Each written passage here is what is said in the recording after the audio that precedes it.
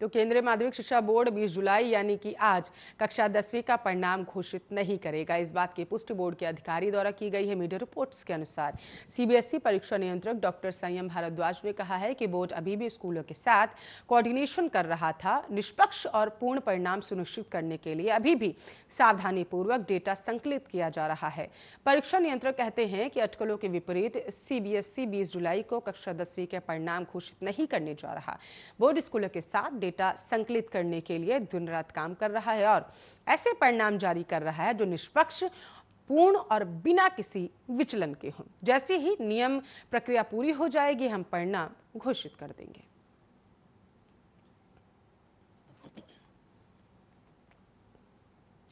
तो योगी मंत्रिमंडल का विस्तार इसी माह के अंत तक होने के आसार लगाए जा रहे हैं। विस्तार में खराब परफॉर्मेंस वाले कुछ मंत्रियों को हटाया जा सकता है, कुछ के विभाग बदले जाने की संभावना है। आगामी विधानसभा चुनाव के मद्देनजर क्षेत्रीय और जातीय संतुलन बनाने के लिए कुछ नए चेहरों को जगह भी दी जा सकती है। मंत्रिमंडल विस्तार को लेकर राष्ट्रीय नेतृत्व के साथ चर्चा के लिए भाजपा के प्रदेश अध्यक्ष स्वतंत्र देव सिंह और महामंत्री संगठन सुनील बंसल सोमवार को दिल्ली पहुंच गए। विधान परिषद के 4 सदस्यों के मनोनयन पर भी चर्चा होगी।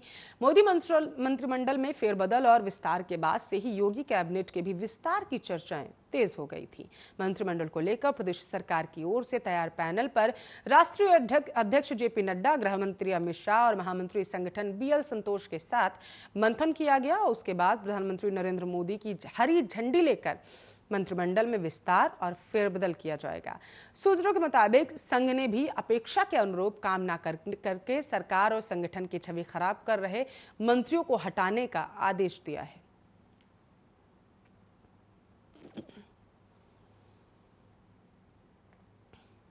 तो दक्षिण राज्य केरल में बकरीद के लिए दी गई बाजार और दुकानें खोलने की छूट के मामले में पर आज सुप्रीम कोर्ट में सुनवाई हुई।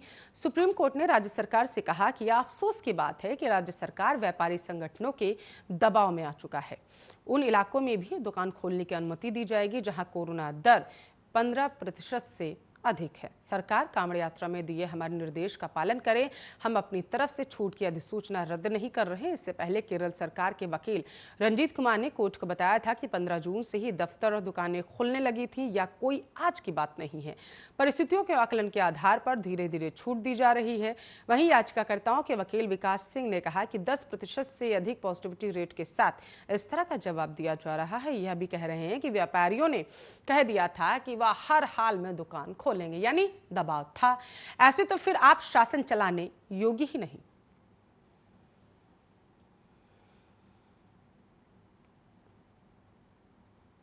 तो इजरायली जासूसी सॉफ्टवेयर पेगासस फोन में एक सामान्य व्हाट्सएप कॉल से भी पहुंच सकता है। जिसको कॉल की गई है वह जवाब दे या ना दे, उसके फोन में यह पहुंच जाएगा या फोन में विभिन्न लॉन्ग एंट्री डिलीट कर देता है, जिससे इसकी मौजूदगी का पता नहीं चलता। बताते चले कि इजरायली कंपनी एनएसओ ने पेगासस को विकसित करने के बाद विभिन्न देशों की सरकारों को बेचना शुरू किया। 2013 में सालाना $4 करोड़ कमाने वाली इस कंपनी की कमाई 2015 तक करीब 4 गुना बढ़ गई, यानी $15.5 करोड़ के आसपास हो गई थी। सॉफ्टवेयर काफी महंगा माना जाता है, इसलिए सामान्य संगठन और संस्थान इसे खरीद नहीं पाते।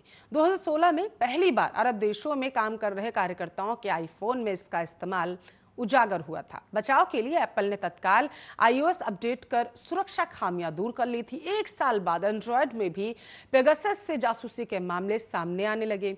2019 में फेसबुक के सुरक्षा विशेषज्ञों ने पेगासस को एक बड़ा खतरा बताते हुए केस दायर किया था। इसी दौरान व्हाट्सएप ने भारत में कई कार्यकर्ताओं और पत्रकारों के फोन में इसके उपयोग का खुलासा किया।